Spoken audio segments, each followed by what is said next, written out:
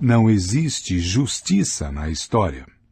Entender a história humana nos milênios que sucederam a Revolução Agrícola se resume a uma única questão: como os humanos se organizavam em redes de cooperação em massa, uma vez que careciam de instintos biológicos para sustentar tais redes?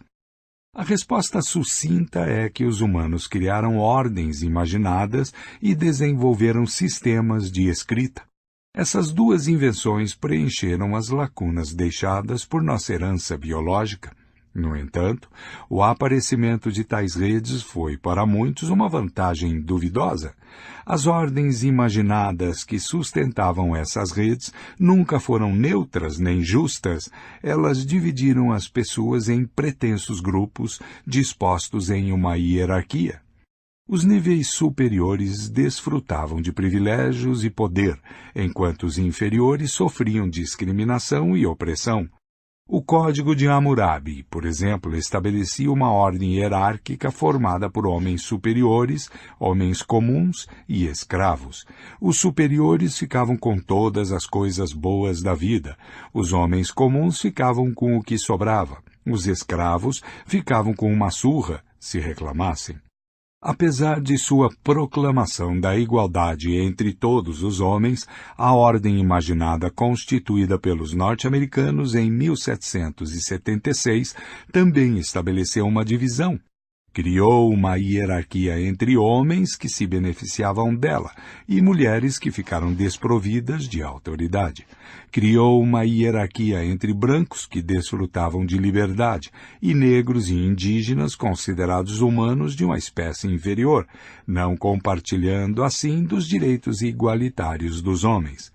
Muitos dos que assinaram a Declaração da Independência eram senhores de escravos. Eles não libertaram escravos depois que assinaram a Declaração, nem se consideraram hipócritas.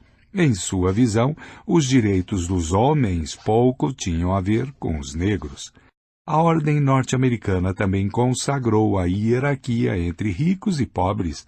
A maioria dos norte-americanos da época quase não tinha problemas com a desigualdade causada por pais ricos que passavam seu dinheiro e negócios para os filhos. Na visão deles, igualdade significava apenas que as mesmas leis se aplicavam a ricos e pobres. Não tinha nada a ver com seguro-desemprego, educação integrada ou seguro-saúde. A liberdade também tinha conotações muito diferentes das que tem hoje.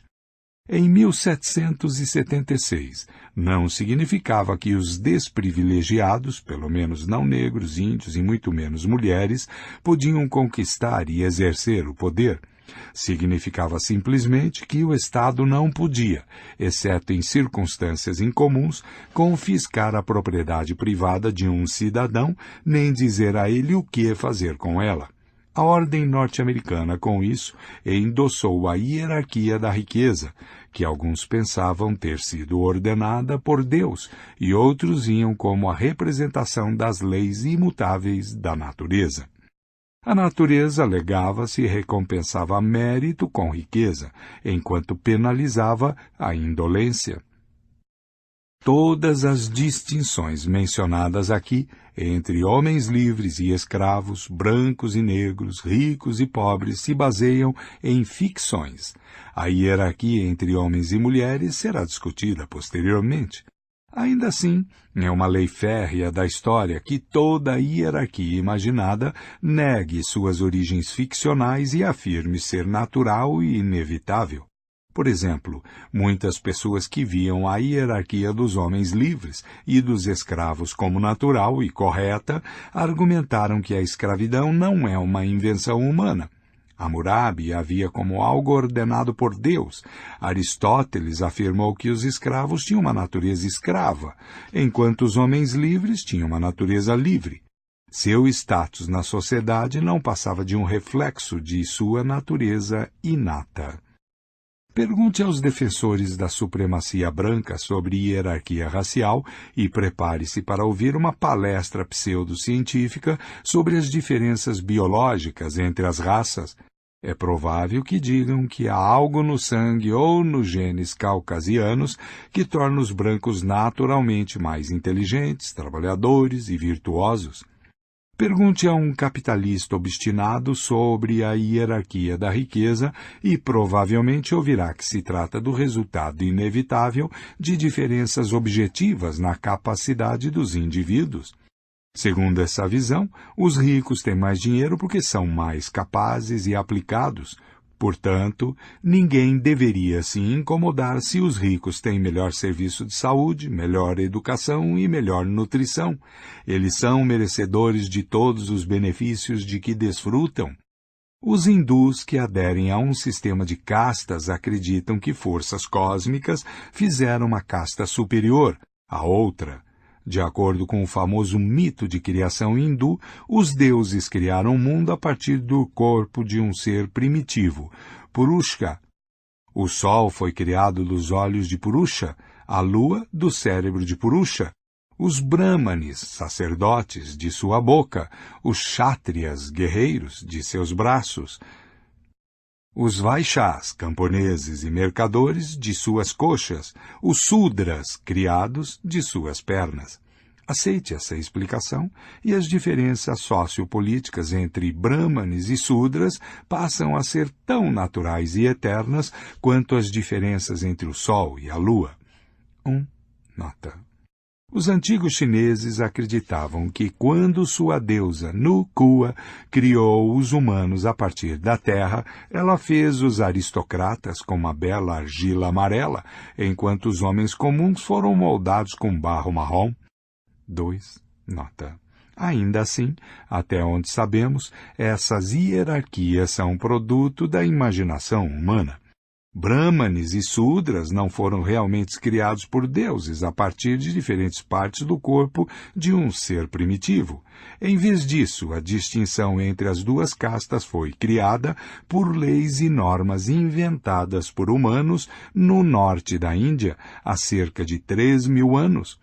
Ao contrário do que dizia Aristóteles, não se conhece nenhuma diferença biológica entre escravos e homens livres. Leis e normas humanas transformaram algumas pessoas em escravos e outras em senhores. Entre negros e brancos existem algumas diferenças biológicas objetivas, como cor da pele e tipo de cabelo, mas não há nenhuma evidência de que essas diferenças se estendam à inteligência ou à moral. A maioria das pessoas afirma que sua hierarquia social é natural e justa, enquanto as de outras sociedades são baseadas em critérios falsos e ridículos.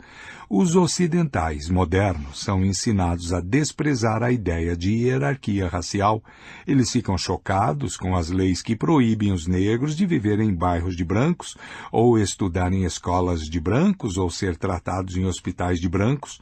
Mas a hierarquia de ricos e pobres, que autoriza os ricos a viver em bairros distintos e mais luxuosos, estudar em escolas distintas e de mais prestígio e receber tratamento médico em instalações distintas e bem equipadas, parece perfeitamente sensata para muitos norte-americanos e europeus.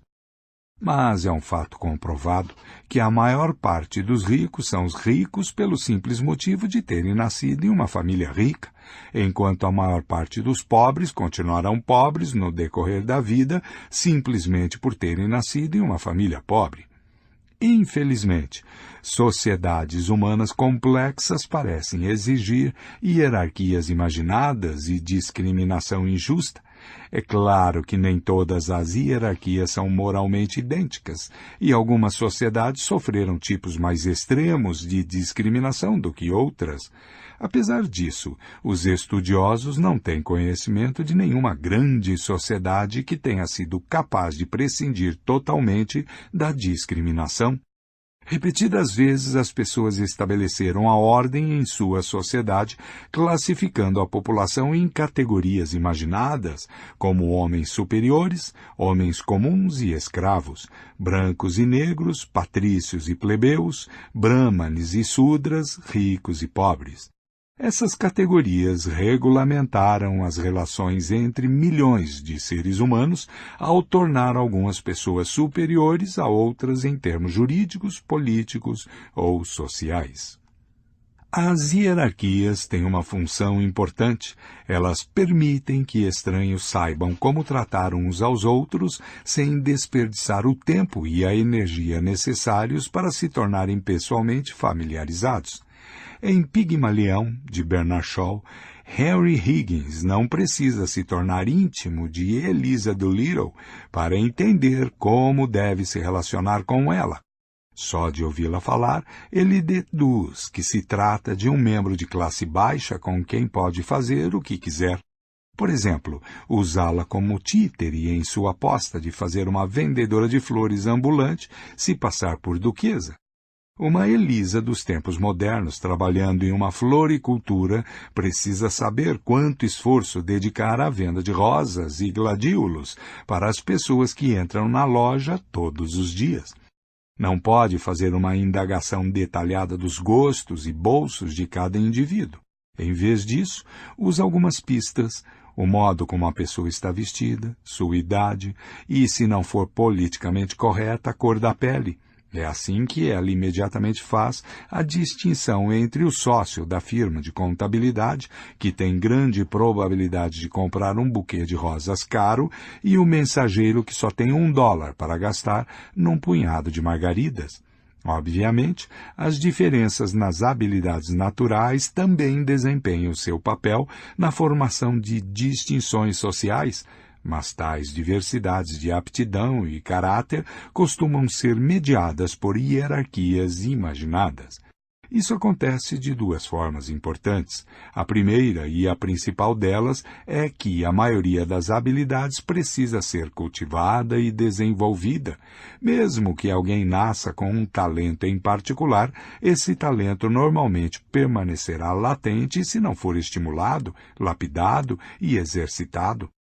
Nem todas as pessoas têm a mesma chance de nutrir e aperfeiçoar suas habilidades. Ter ou não essa oportunidade costuma depender de sua posição na hierarquia imaginada pela sociedade em que estão inseridas. Harry Potter é um bom exemplo.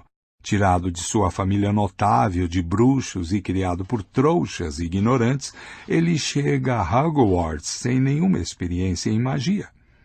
São necessários 7 livros até que ele aprenda a dominar plenamente seus poderes e conheça suas habilidades excepcionais. A segunda é que, mesmo que pessoas pertencentes a classes diferentes desenvolvam exatamente as mesmas habilidades, é improvável que tenham o mesmo sucesso, porque terão que jogar segundo regras diferentes.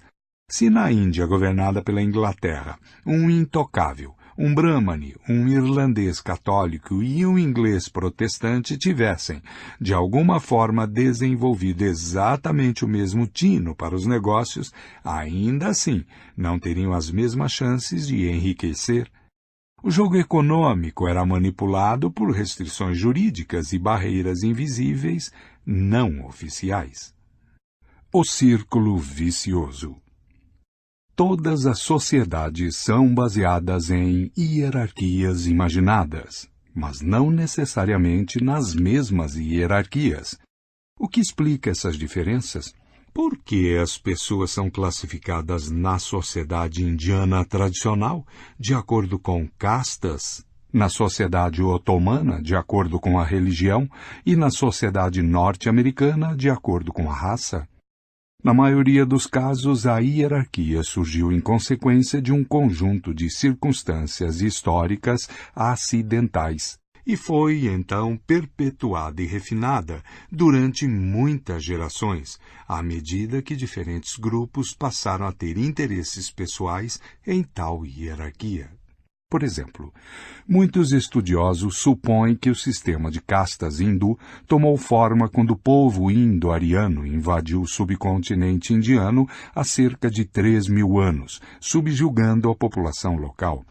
Os invasores estabeleceram uma sociedade estratificada em que, é claro, ocuparam as posições principais, sacerdotes e guerreiros, deixando aos nativos a condição de criados e escravos.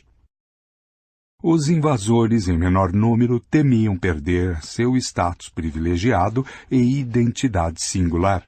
Para evitar esse risco, dividiram a população em castas, exigindo que cada uma delas se dedicasse a uma ocupação específica ou desempenhasse um determinado papel na sociedade.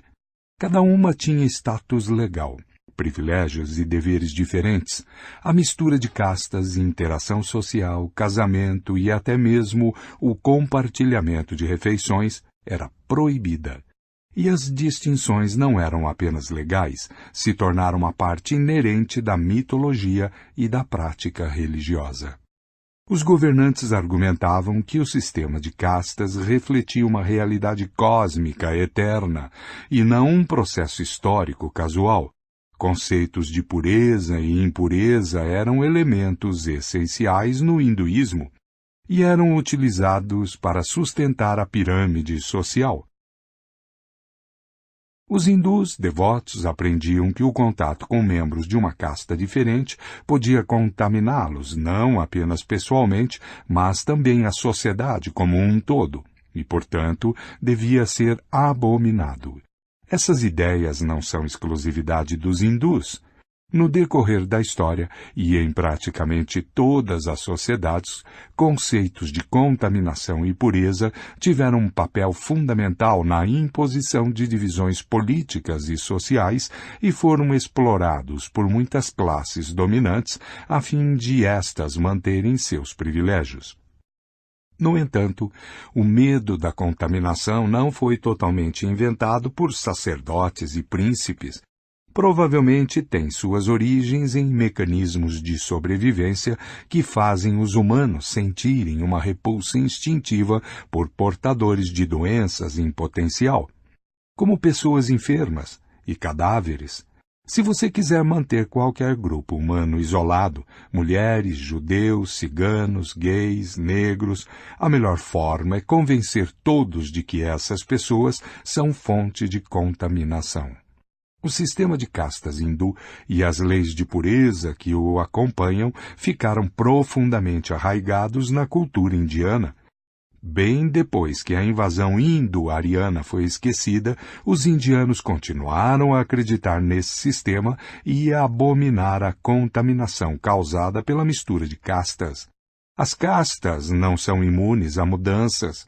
De fato, com o passar do tempo, grandes castas foram divididas em subcastas. As 4 castas originais acabaram por se transformar em 3.000 agrupamentos diferentes chamados jati, literalmente, nascimento. Mas essa proliferação de castas não mudou o princípio básico do sistema, segundo o qual cada pessoa nasce em um determinado nível e qualquer transgressão de suas regras contamina a pessoa e a sociedade como um todo. A jati de uma pessoa determina sua profissão, o alimento que pode comer, seu local de residência e os possíveis parceiros para casamento. Normalmente, uma pessoa só pode se casar com alguém de sua casta e os filhos gerados herdam esse status. Sempre que surgia uma nova profissão, ou entrava em cena um novo grupo de pessoas, eles tinham de ser reconhecidos como casta para receber um lugar legítimo dentro da sociedade hindu. Grupos que não conseguiam obter reconhecimento como casta eram literalmente párias. Nessa sociedade estratificada, não ocupavam sequer o patamar mais baixo. Eles ficaram conhecidos como intocáveis.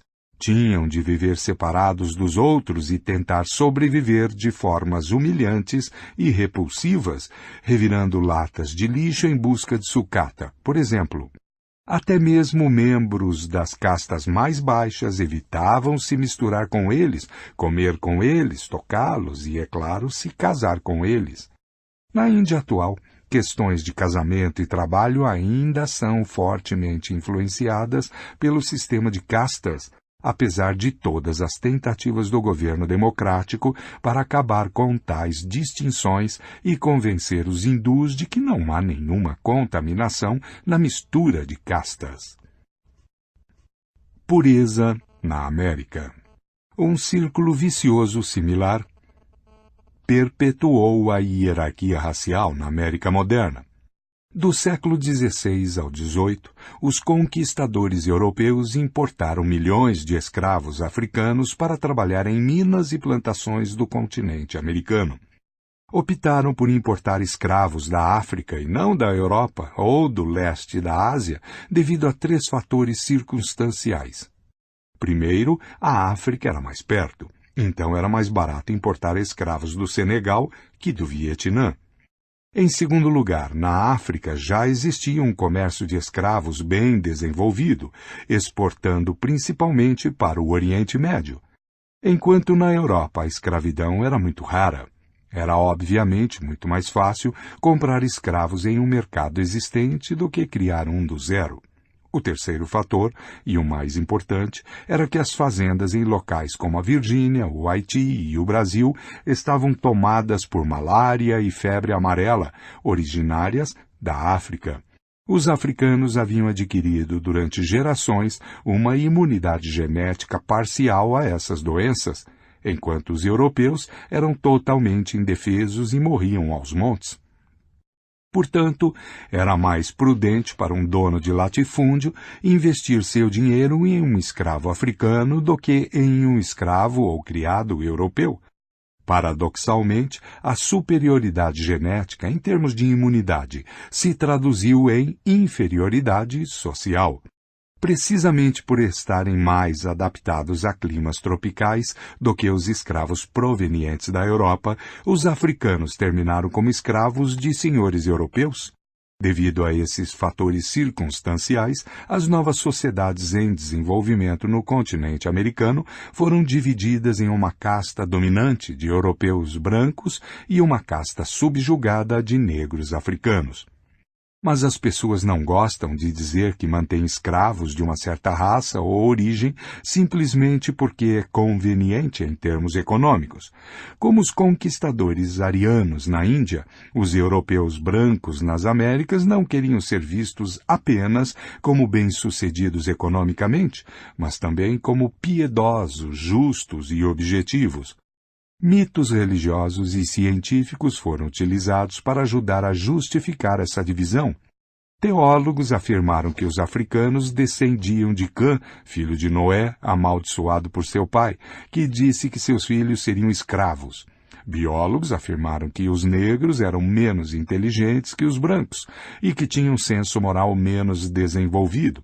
Médicos afirmaram que os negros viviam na sujeira e disseminavam doenças. Em outras palavras, eram fonte de contaminação. Esses mitos repercutiram na cultura americana e na cultura ocidental de modo geral. Continuaram a exercer influência bem depois que as condições que criaram a escravidão haviam desaparecido. No início do século XIX, o Império Britânico declarou a escravidão ilegal e interrompeu o comércio de escravos no Atlântico, e nas décadas seguintes a escravidão foi pouco a pouco sendo proibida em todo o continente americano. É digno de nota que essa foi a primeira e única vez na história que as sociedades escravocratas aboliram a escravidão voluntariamente. Mas, mesmo que os escravos tenham sido libertados, os mitos racistas que justificaram a escravidão persistiram. A separação das raças foi mantida por legislações e normas sociais racistas. O resultado foi um ciclo retroalimentado de causa e efeito, um círculo vicioso. Considere, por exemplo, o sul dos Estados Unidos, imediatamente após a Guerra Civil. Em 1865, a 13ª emenda à Constituição dos Estados Unidos aboliu a escravatura e a 14ª impôs que não se podiam negar, com base na raça, cidadania e proteção igualitária perante a lei. No entanto, depois de 2 séculos de escravidão, a maioria das famílias negras era muito mais pobre e menos instruída do que a maioria das famílias brancas. Assim, um negro nascido no Alabama em 1865 tinha muito menos chance de obter boa educação e um emprego bem pago do que seus vizinhos brancos. Seus filhos, nascidos nas décadas de 1880 e 1890, iniciaram a vida com a mesma desvantagem. Eles também nasceram em uma família pobre e pouco instruída. Mas a desvantagem econômica não era tudo. O Alabama também era lar de muitos brancos pobres que não tinham acesso às oportunidades disponíveis a seus irmãos de raça com melhores condições financeiras. Além disso, a Revolução Industrial e as ondas de imigração transformaram os Estados Unidos em uma sociedade extremamente fluida, em que se podia subir na vida rapidamente. Se o dinheiro fosse tudo o que importava, a rígida divisão entre as raças logo teria desaparecido, inclusive por meio do casamento interracial. Mas isso não aconteceu. Em 1865, os brancos e também muitos negros assumiam como certo o fato de que os negros eram menos inteligentes, mais violentos e sexualmente libertinos, mais preguiçosos e menos preocupados com higiene pessoal do que os brancos. Eram, dessa forma, agentes de violência, roubos, estupros e doenças. Em outras palavras, contaminação. Se em 1895 um negro residente do Alabama miraculosamente conseguisse obter uma boa educação e se candidatasse a um emprego respeitável como caixa de banco, por exemplo, as chances de ser aceito seriam muito menores do que as de um candidato branco com as mesmas qualificações. O estigma que rotulava os negros como, por natureza, pouco confiáveis, preguiçosos e menos inteligentes, conspiraria contra ele.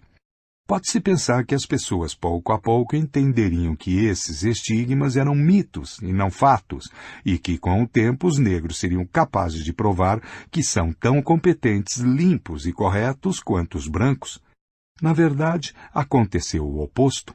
Esses preconceitos ficaram cada vez mais arraigados conforme o tempo foi passando. Como todos os melhores empregos eram dos brancos, ficou mais fácil acreditar que os negros eram realmente inferiores. Veja, dizia o cidadão branco médio, os negros são livres há gerações e ainda assim quase não existem professores, advogados, médicos ou mesmo caixas de banco negros. Não é uma prova de que os negros são simplesmente menos inteligentes e trabalhadores? Nesse círculo vicioso, negros não eram contratados para empregos administrativos porque eram considerados pouco inteligentes, e a escassez de negros em empregos administrativos era prova de sua inferioridade. O círculo vicioso, uma situação histórica fortuita, se traduz em um rígido sistema social. O círculo vicioso não acaba aí. À medida que os estigmas contra os negros se fortaleceram, foram traduzidos em um sistema de leis e normas chamadas Leis Jim Crow, criado para proteger a ordem racial. Os negros eram proibidos de votar em eleições, estudar em escolas de brancos, comprar em lojas de brancos, comer em restaurantes de brancos, dormir em hotéis de brancos. A justificativa para tudo isso era que os negros eram sujos, indolentes e maldosos, de modo que os brancos tinham que se proteger deles. Os brancos não queriam dormir no mesmo hotel que os negros, ou comer no mesmo restaurante por medo de doenças. Eles não queriam que seus filhos estudassem na mesma escola que crianças negras, por medo de brutalidade e más influências. Não queriam que os negros votassem nas eleições, já que os negros eram ignorantes e imorais. Esses temores eram confirmados por estudos científicos que provavam, entre aspas, que os negros eram de fato menos instruídos, que várias doenças eram mais comuns entre eles e que seus índices de criminalidade eram ainda mais altos. Os estudos ignoravam o fato de que esses fatos, entre aspas, resultavam da discriminação contra os negros. Em meados do século XX, a segregação nos antigos estados confederados provavelmente era pior do que no fim do século XIX. Clennon King, um estudante negro que se candidatou à Universidade do Mississippi em 1958, foi forçado a ir para uma instituição psiquiátrica. O juiz responsável julgou que o negro só podia ser insano ao pensar que poderia ser admitido na Universidade do Mississippi.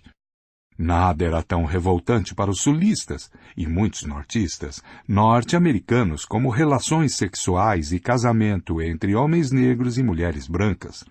O sexo interracial se tornou um grande tabu, e qualquer violação ou suspeita de violação era vista como merecedora de punição imediata e sumária na forma de linchamento.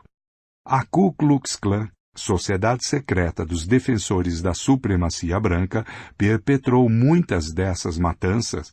Eles poderiam ensinar algumas coisinhas aos brahmanes hindus sobre leis de pureza. Com o tempo, o racismo se espalhou para cada vez mais esferas culturais. A cultura estética norte-americana foi construída sob padrões brancos de beleza.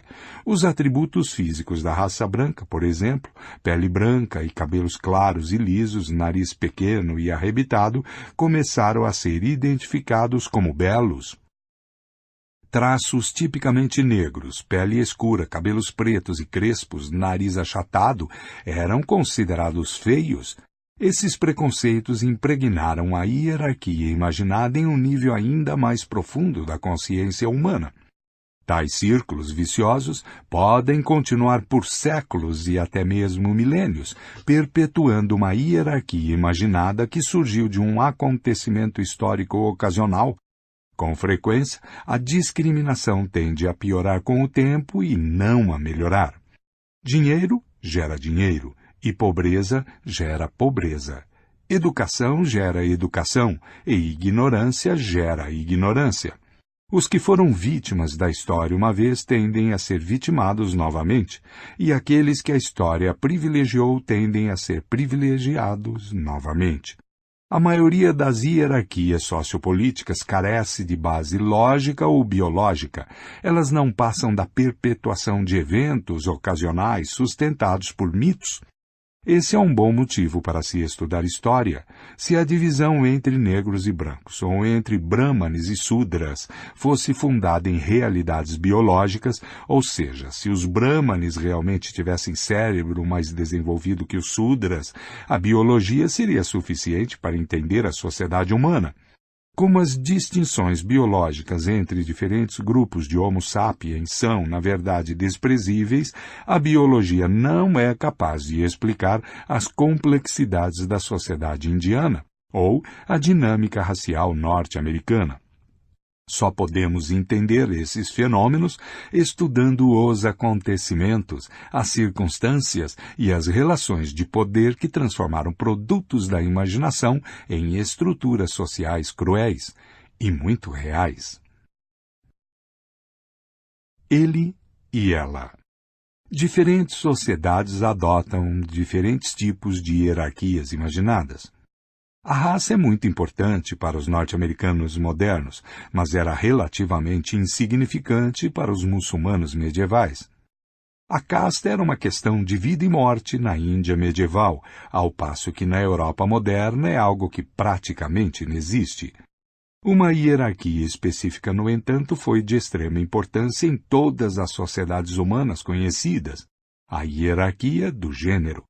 Todos os povos se dividiram entre homens e mulheres, e em quase todos os lugares os homens foram privilegiados, pelo menos desde a Revolução Agrícola. Alguns dos textos chineses mais antigos são ossos oraculares, que datam de 1200 a.C., utilizados para adivinhar o futuro. Em um deles estava entalhada a pergunta, aspas, a gestação da senhora Hao será afortunada? Fecha aspas, para a qual foi escrita a resposta, aspas, se a criança nascer em um dia Jing, será afortunada, se nascer em um dia Zheng, terá um futuro promissor. Fecha aspas. No entanto, a senhora Hao daria à luz em um dia Jiayin, O texto termina com uma impertinente observação. Aspas, 3 semanas e 1 dia depois, em um dia Giarrim, nasceu a criança. Não foi afortunada, era uma menina. Fecha aspas. 4. Nota. Mais de 3.000 anos depois, quando a China comunista decretou a política do filho único, muitas famílias chinesas continuavam considerando o nascimento de uma menina uma desgraça. Os pais muitas vezes abandonavam ou matavam meninas recém-nascidas para ter mais uma chance de ter um menino. Em muitas sociedades, as mulheres eram mera propriedade dos homens, principalmente do pai, marido ou irmão. O estupro, em muitos sistemas jurídicos, era tratado como violação de propriedade. Em outras palavras, a vítima não era a mulher estuprada, mas o homem a quem a ela pertencia. Nesse caso, a sentença era transferência de propriedade. O estuprador era obrigado a pagar o valor de uma noiva ao pai ou ao irmão da mulher, e a partir de então, ela se tornava propriedade do estuprador. A Bíblia diz que, aspas, se um homem se encontrar com uma moça sem compromisso de casamento e a violentar, e eles forem descobertos, ele pagará ao pai da moça 50 peças de prata. Terá que casar-se com a moça. Fecha aspas. Deuteronômio 22, 28 e 29. Os antigos hebreus consideravam esse acordo razoável. Estuprar uma mulher que não pertencia a nenhum homem não era considerado crime algum, assim como pegar uma moeda perdida em uma rua movimentada não é considerado roubo. E se um marido estuprava a própria mulher, ele não cometia nenhum crime. Na verdade, a ideia de que um marido pudesse estuprar a esposa era um oxímoro. Ser marido era ter controle absoluto da sexualidade da esposa. Dizer que um marido estuprou a própria esposa era tão ilógico quanto dizer que um homem roubou a própria carteira. Tal pensamento não se limitava ao antigo Oriente Médio. Em 2006, ainda havia 53 países em que um marido não podia ser processado por estuprar a esposa. Até mesmo na Alemanha, as leis de estupro foram modificadas apenas em 1997, criando-se uma categoria jurídica para o estupro conjugal. 5. Nota.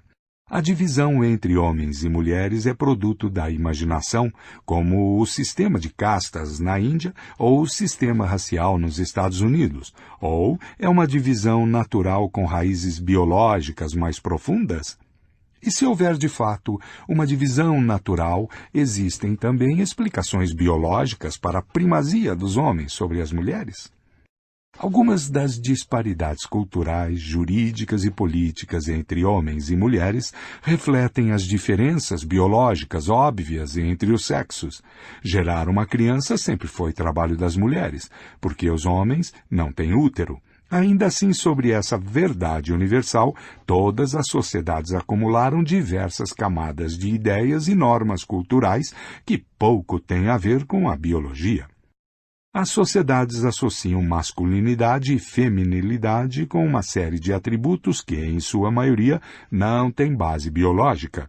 Por exemplo, na Atenas democrática do século V a.C., um indivíduo provido de um útero não tinha status jurídico independente e era proibido de participar de assembleias populares ou ser juiz. Com poucas exceções, tal indivíduo não podia se beneficiar de uma boa educação, nem se envolver em negócios ou discursos filosóficos.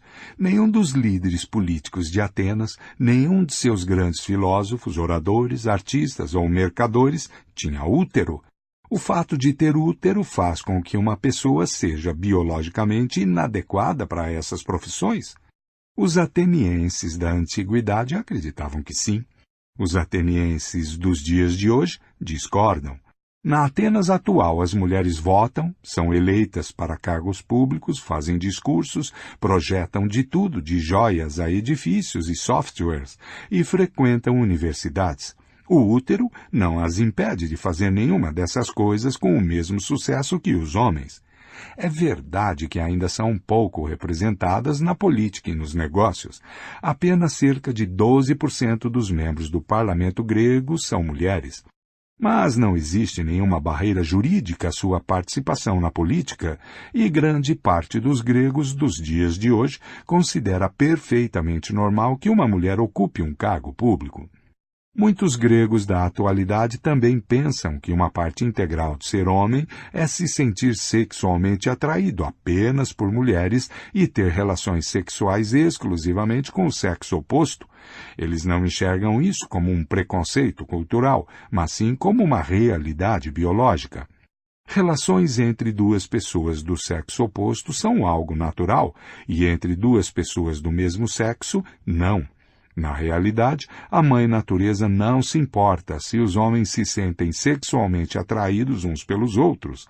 Apenas mães humanas inseridas em determinadas culturas fazem escândalo ao saber que seu filho tem um caso com o vizinho. A explosão de raiva da mãe não tem base biológica. Um número significativo de culturas humanas vê as relações homossexuais como algo não apenas legítimo, como até mesmo socialmente construtivo, sendo a Grécia Antiga o exemplo mais notável. A Ilíada não menciona que Tétis tivesse qualquer objeção às relações entre seu filho Aquiles e Patroclo. A rainha Olímpia da Macedônia foi uma das mulheres mais temperamentais e poderosas da antiguidade, e até mesmo mandou matar seu próprio marido, o rei Filipe. Mas ela não teve um ataque quando seu filho Alexandre o Grande levou seu amante Heféstion para jantar em casa. Como podemos diferenciar aquilo que é biologicamente determinado daquilo que as pessoas apenas tentam justificar por meios de mitos biológicos? Um bom princípio básico é: a biologia permite, a cultura proíbe. A biologia está disposta a tolerar um leque muito amplo de possibilidades. É a cultura que obriga as pessoas a concretizar algumas possibilidades e proíbe outras. A biologia permite que as mulheres tenham filhos. Algumas culturas obrigam as mulheres a concretizar essa possibilidade. A biologia permite que homens pratiquem sexo uns com os outros. Algumas culturas os proíbem de concretizar essa possibilidade. A cultura tende a argumentar que proíbe apenas o que não é natural. Mas de uma perspectiva biológica não existe nada que não seja natural. Tudo o que é possível é, por definição, também natural. Um comportamento verdadeiramente não natural, que vá contra as leis da natureza, simplesmente não teria como existir e, portanto, não necessitaria de proibição. Nenhuma cultura jamais se deu ao trabalho de proibir que os homens realizassem fotossíntese, que as mulheres corressem mais rápido do que a velocidade da luz, ou que elétrons com carga negativa atraíssem uns aos outros. Na verdade, nossos conceitos de natural e não natural não são tirados da biologia, mas da teologia cristã. O sentido teológico de natural é de acordo com as intenções de Deus que criou a natureza. Os teólogos cristãos afirmam que Deus criou o corpo humano com a intenção de que cada membro e órgão servisse a um propósito em particular. Se usamos nossos membros e órgãos para o propósito previsto por Deus, trata-se de uma atividade natural. Usá-los de maneira diferente da intenção de Deus não é natural. Mas a evolução não tem propósito. Os órgãos não evoluíram com um propósito, e o modo como são usados está em constante mudança. Não existe um único órgão no corpo humano que execute apenas o trabalho que seu protótipo executava quando apareceu pela primeira vez há centenas de milhões de anos. Os órgãos evoluem para executar uma função específica, mas, depois que existem, podem ser adaptados para outros usos também. A boca, por exemplo, surgiu porque os primeiros organismos multicelulares precisavam de uma forma de levar nutrientes para o corpo. Ainda usamos a boca para isso, mas também a usamos para beijar, falar e, se formos o Rambo, para puxar o pino de nossas granadas de mão. Algum desses usos não é natural simplesmente porque nossos ancestrais vermiformes não faziam essas coisas com a boca há 600 milhões de anos? Da mesma forma, as asas não apareceram de repente com toda a sua maravilhosa aerodinâmica. Elas se desenvolveram a partir de órgãos que serviam a outro propósito. De acordo com uma teoria, as asas dos insetos evoluíram há milhões de anos a partir de protuberâncias no corpo de insetos não voadores. Insetos com calombos tinham uma área de superfície maior do que aqueles sem calombos, e isso permitiu que absorvessem mais luz do Sol e assim ficassem mais aquecidos. Em um lento processo evolutivo, esses aquecedores solares ficaram maiores. A mesma estrutura que era boa para a máxima absorção da luz do Sol, muita área da superfície, pouco peso, também por coincidência dava aos insetos um certo impulso quando saltavam e pulavam. Aqueles com protuberâncias maiores podiam saltar e pular mais longe. Alguns insetos começaram a usá-las para planar, e daí bastou um pequeno passo para chegar às asas capazes de realmente propulsar o inseto no ar. Da próxima vez em que um mosquito zumbir em seu ouvido, acuse-o de comportamento não natural. Se ele fosse bem comportado e estivesse satisfeito com o que Deus lhe deu, usaria suas asas apenas como painéis solares. O mesmo conceito de multitarefa se aplica a nossos órgãos e comportamentos sexuais. O sexo evoluiu, a princípio, para procriação e rituais de galanteio, como uma forma de avaliar a adequação de um possível parceiro. Mas muitos animais atualmente fazem uso delas para uma série de propósitos sociais que pouco têm a ver com a criação de pequenas cópias de si mesmos. Os chimpanzés, por exemplo, utilizam o sexo para firmar alianças políticas, criar intimidade e neutralizar tensões. Isso é antinatural? Sexo e gênero. Faz pouco sentido, então, afirmar que a função natural da mulher é dar à luz, ou que a homossexualidade não é natural. A maior parte das leis, normas, direitos e obrigações que definem masculinidade e feminilidade refletem mais a imaginação humana do que a realidade biológica. Biologicamente, os humanos estão divididos entre os sexos masculino e feminino. O Homo sapiens do sexo masculino tem um cromossomo X e um cromossomo Y. Um indivíduo do sexo feminino tem 2 cromossomos X. Mas homem e mulher são categorias sociais, não biológicas.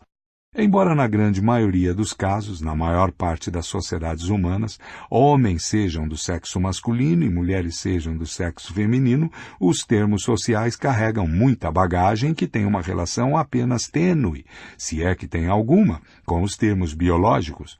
Um homem não é um sapiens com características biológicas específicas, como cromossomos XY, testículos e muita testosterona. Em vez disso, ele se enquadra em um compartimento específico da ordem humana imaginada da qual faz parte. Os mitos de sua cultura lhe designam papéis, como participar da política, direitos, como votar, e deveres, como serviço militar, masculinos específicos. Da mesma forma, uma mulher não é um sapiens com 2 cromossomos X, um útero e muito estrogênio. Em vez disso, é um membro do sexo feminino de uma ordem humana imaginada.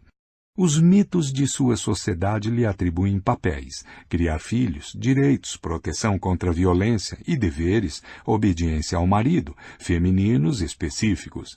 Já que mitos e não a biologia definem os papéis, direitos e deveres de homens e mulheres, o significado de masculinidade e feminilidade varia imensamente de uma sociedade para outra.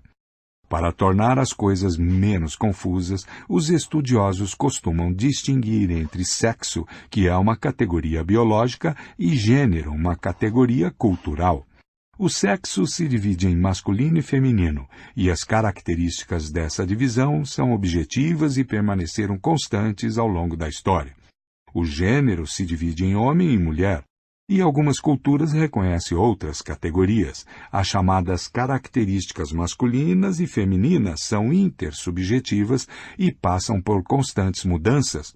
Por exemplo, existem muitas diferenças no comportamento, nos desejos, na vestimenta e até mesmo na postura corporal esperados das mulheres da Atenas clássica e da Atenas moderna. 6. Nota. O sexo é brincadeira de criança, mas o gênero é coisa séria. Conseguir ser um membro do sexo masculino é a coisa mais simples do mundo. Basta nascer com um cromossomo X e um Y.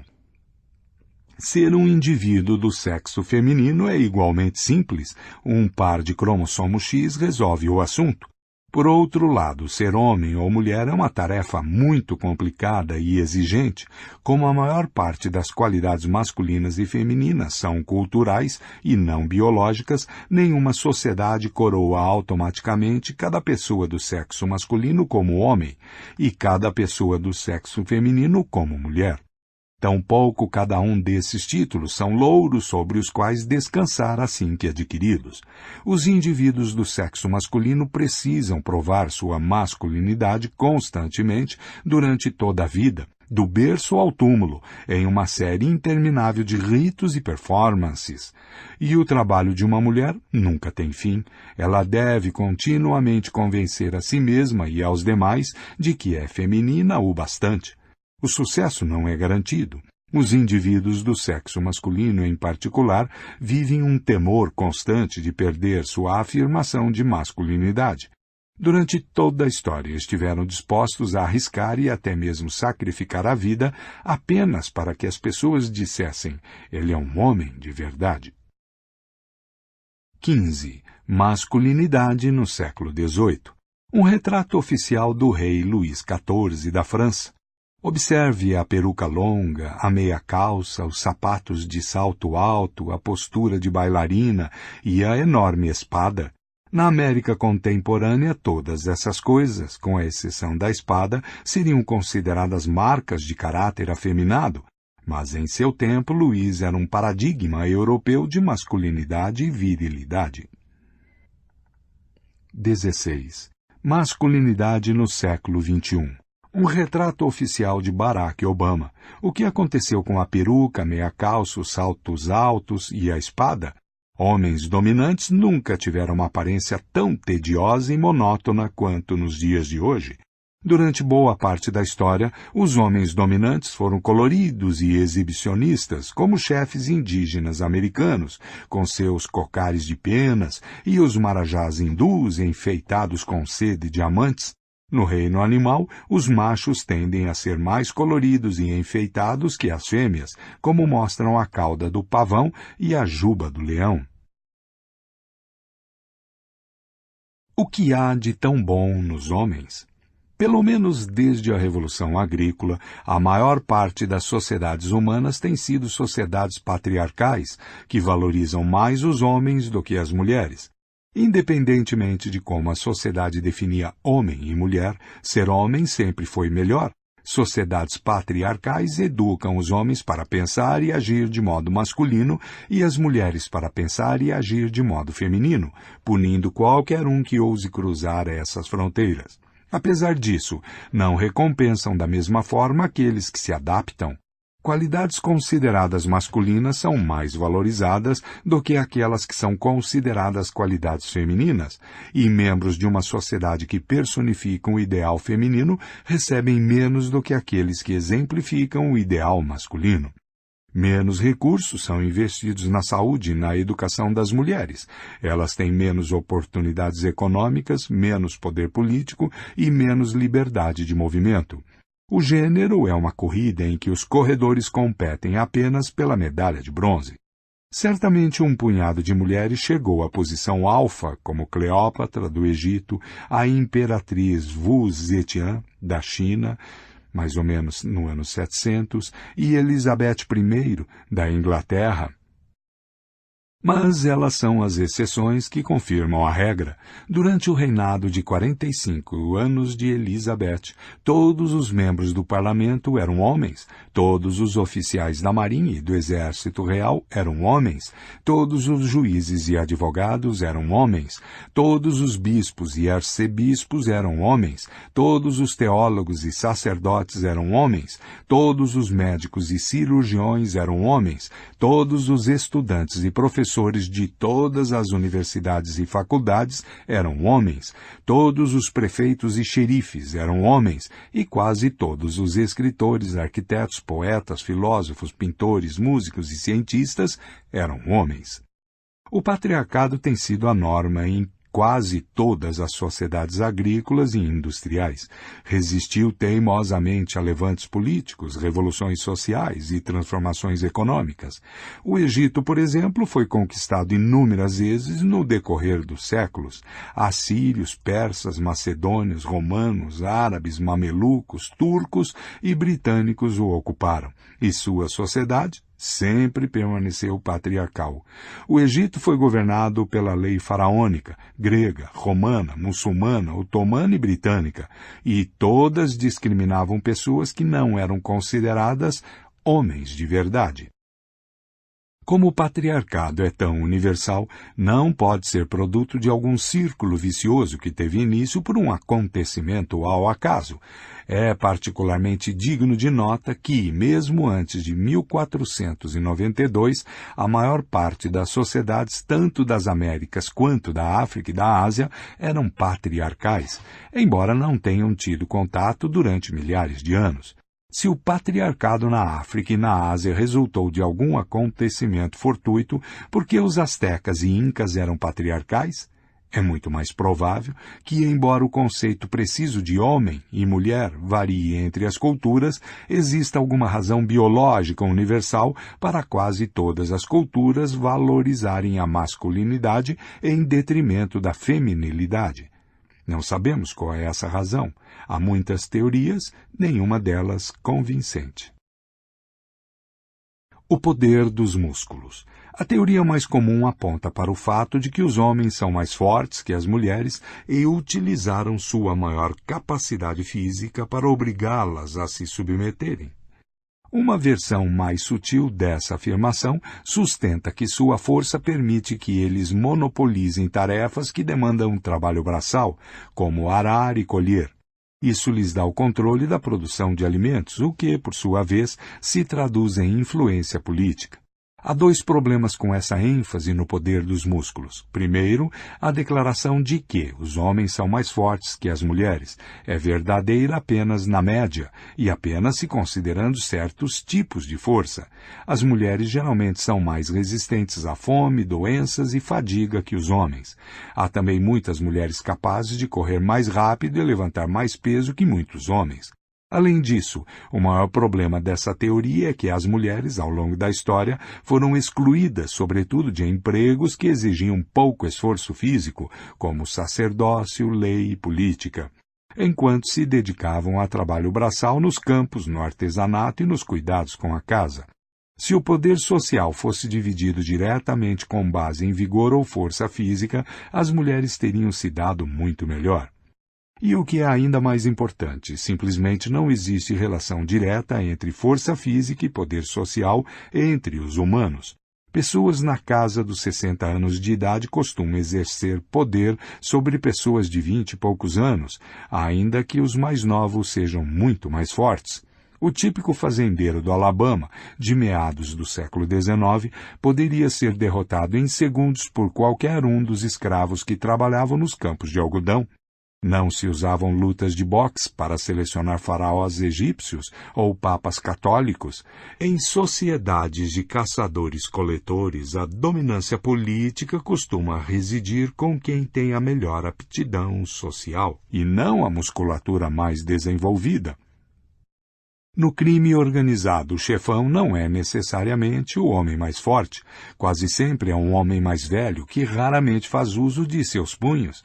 Consegue que os mais jovens e com melhor preparo físico façam o trabalho sujo por ele. Um cara que pensa que a forma de dominar o grupo é acabar com o chefe provavelmente não vive o bastante para aprender com seu erro. Até mesmo entre os chimpanzés, o macho alfa conquista sua posição construindo uma coalizão estável com outros machos e fêmeas, e não por meio de violência sem discernimento. Na verdade, a história humana mostra que costuma haver uma relação inversa entre proeza física e poder social. Na maioria das sociedades, são as classes mais baixas que fazem o trabalho braçal, Isso possivelmente reflete a posição do Homo sapiens na cadeia alimentar. Se as habilidades físicas fossem as únicas a serem consideradas, os sapiens estariam em um degrau no meio da escada, mas suas habilidades mentais e sociais os colocaram no topo. É, portanto, simplesmente natural que a cadeia de poder dentro da espécie também seja determinada mais por habilidades mentais e sociais do que pela força bruta. É, portanto, difícil acreditar que a hierarquia social mais influente e estável da história seja fundada sobre a capacidade física dos homens de coagir as mulheres. A escória da sociedade. Outra teoria explica que a dominância masculina resulta não da força, mas da agressão. Milhões de anos de evolução tornaram os homens muito mais violentos que as mulheres. As mulheres podem se igualar aos homens no que diz respeito a ódio, ambição e violência, mas quando a situação fica crítica, em tese, os homens estão muito mais dispostos a partir para a violência física. É por isso que, em toda a história, a guerra sempre foi uma prerrogativa masculina. Em tempos de guerra, o controle dos homens sobre as forças armadas também os transformou nos senhores da sociedade civil. Eles então usaram o controle que tinham sobre a sociedade civil para travar cada vez mais guerras, e quanto maior o número de guerras, maior o controle dos homens sobre a sociedade. Esse ciclo retroalimentado explica tanto a onipresença da guerra quanto a onipresença do patriarcado.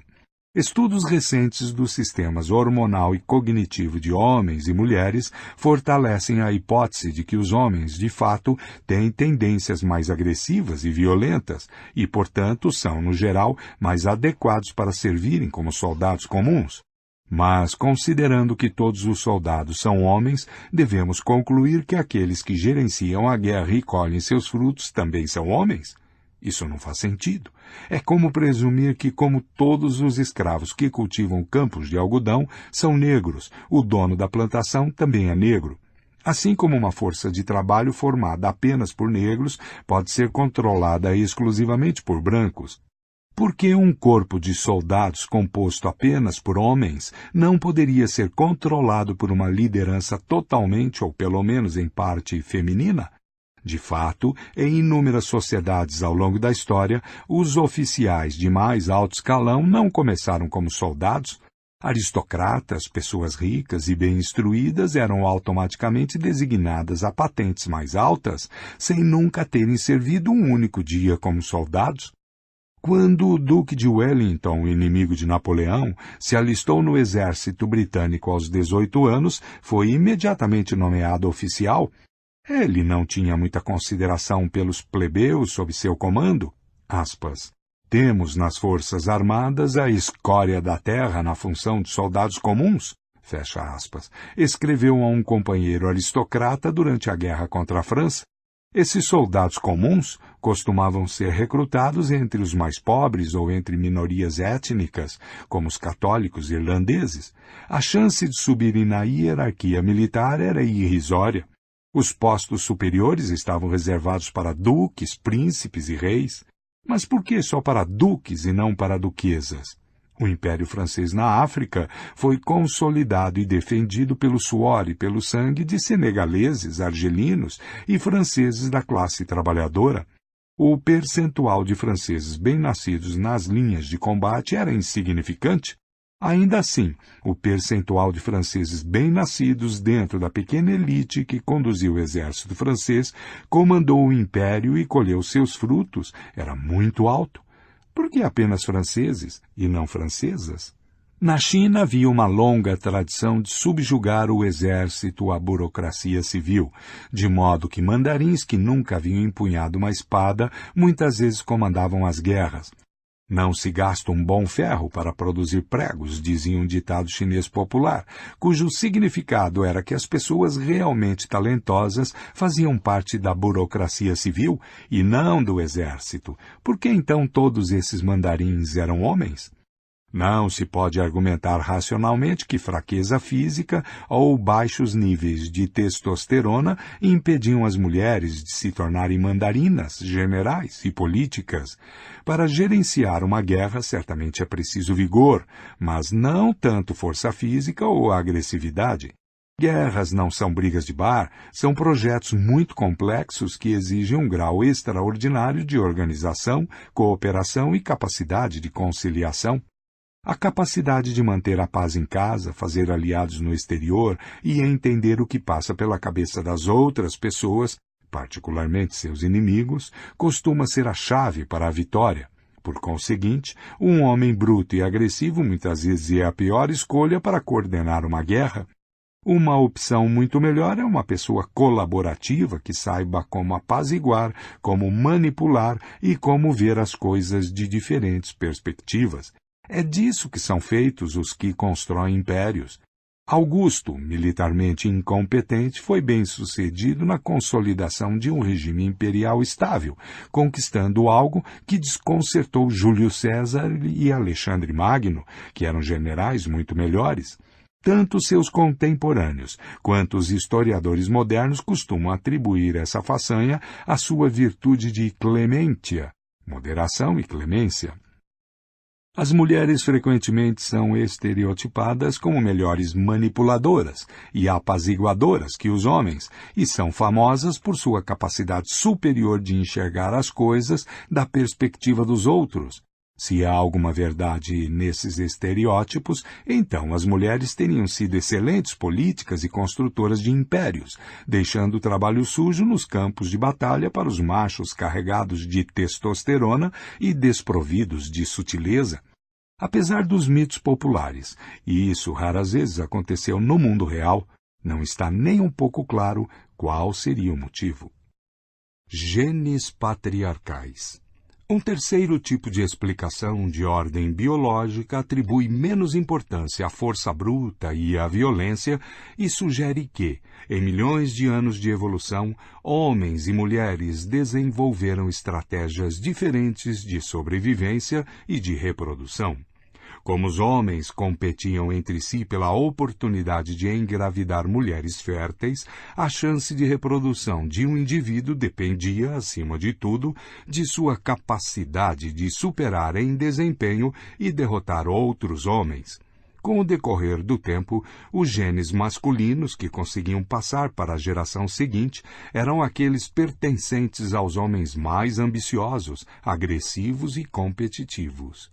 Uma mulher, por outro lado, não tinha dificuldade em encontrar um homem disposto a engravidá-la.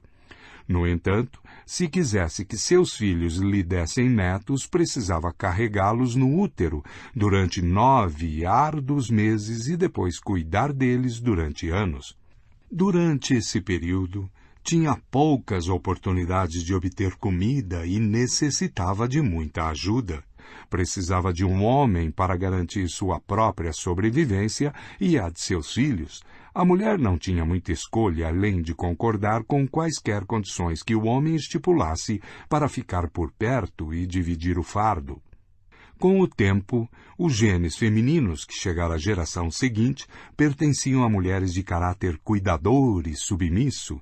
Mulheres que passavam tempo excessivo em disputas por poder não deixaram nenhum desses genes poderosos para as gerações futuras. O resultado dessas diferentes estratégias de sobrevivência, segundo esta teoria, é que os homens foram programados para serem ambiciosos e competitivos e se sobressaírem na política e nos negócios, enquanto as mulheres tendiam a se recolherem e a dedicarem a vida a apoiar a carreira do marido e dos filhos. Mas essa abordagem também parece ser desmentida pelas evidências empíricas. Particularmente problemática é a suposição de que a dependência por parte das mulheres de ajuda externa as tornou dependentes dos homens, e não de outras mulheres, e de que a competitividade masculina fez dos homens seres socialmente dominantes. Existem muitas espécies de animais, como os elefantes e os bonobos, em que a dinâmica entre fêmeas dependentes e machos competitivos resulta em uma sociedade matriarcal. Como as fêmeas necessitam de ajuda externa, são obrigadas a desenvolver suas habilidades sociais e aprender a cooperar e apaziguar. Elas constroem redes sociais totalmente femininas que ajudam cada um dos membros a criar seus filhos. Os machos, enquanto isso, passam o tempo lutando e competindo. Suas habilidades e laços sociais permanecem subdesenvolvidos. Sociedades de bonobos e elefantes são controladas por fortes redes de fêmeas colaborativas, enquanto os machos egocêntricos e não colaborativos são jogados para escanteio. Embora as fêmeas de bonobo sejam geralmente mais fracas que os machos, elas costumam formar grupos para subjugar os machos que passam dos limites. Se isso é possível entre bonobos e elefantes, por que não entre Homo sapiens? Os sapiens são animais relativamente fracos, cuja vantagem está em sua capacidade de cooperar em grande escala.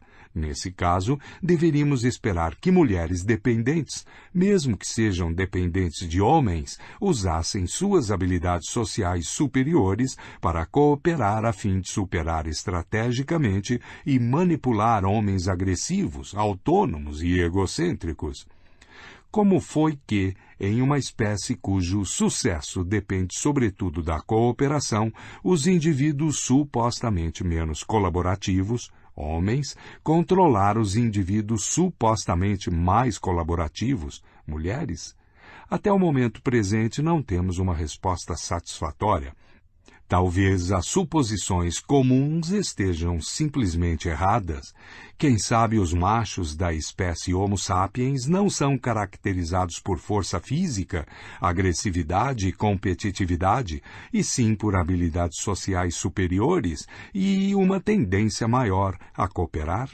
Simplesmente não sabemos. O que sabemos, no entanto, é que durante o último século os papéis sociais de gênero passaram por uma revolução enorme. Hoje, cada vez mais sociedades não só concedem a homens e mulheres status jurídico, direitos políticos e oportunidades econômicas iguais, como também repensam por completo suas concepções mais elementares de gênero e sexualidade. Embora as diferenças entre os gêneros ainda sejam significativas, as coisas vêm avançando rapidamente.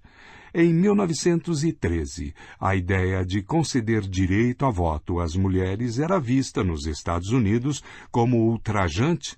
A perspectiva de uma ministra ou juíza da Suprema Corte era simplesmente ridícula, e a homossexualidade era um tabu tão grande que não podia sequer ser discutida na sociedade educada.